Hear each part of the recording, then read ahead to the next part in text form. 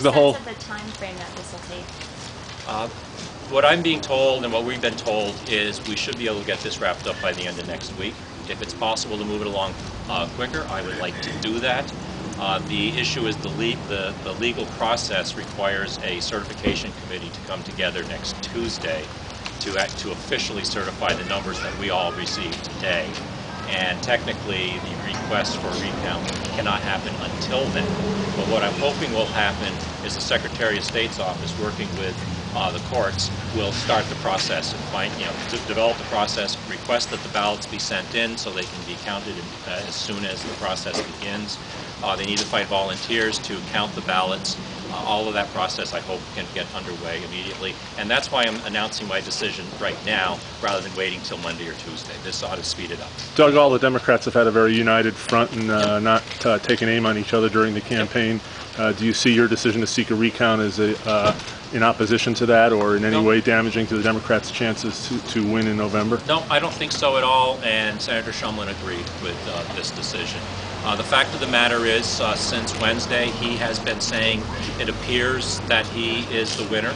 I've had no quarrel with that. He has continued his campaign, raising money and being out there campaigning as the presumptive winner. We want to know for sure. I want to know for sure he does as well. But his campaign is continuing, and I support him in doing that. You said that your supporters had overwhelmingly asked you to seek a recount. Have you had anyone ask you not to seek a recount? Any pressure? I've received no pressure. I've had a couple of people express an opinion that I probably shouldn't seek the recount. One of them was a supporter of mine. One of them was a supporter of Senator Shumlin's. No, it's been overwhelming. And when I hear from some of my friends and my supporters, they say that's what they're hearing out in the streets. As a matter of fact, I think it was yesterday's Brattleboro Reformer, Peter Shumlin's hometown newspaper, editorialized that there should be a recount. Have you heard or talked to, or has your campaign talked to the members of the delegation who are Democrats or the Governor Dean, and what have they urged you to do? I have not talked directly to any of them. There have been some communications with them. I think you'll have to ask them what their opinion is. Do you think in any way this delay, even though you've pared it down possibly to a week, just strengthens Doobie's chances in November? Yeah, I don't think so, Kristen, and here's why. I think there are a lot of questions because of the closeness of the outcome here.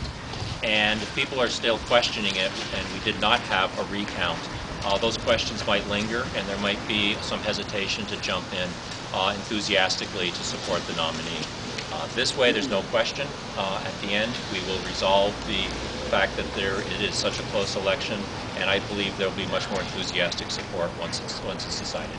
Doug, if it was 300 vote difference or 500 vote, would you have sought a recount? You know, I've been speculating about that all week, and other folks have been speculating. I didn't want to put a number on it.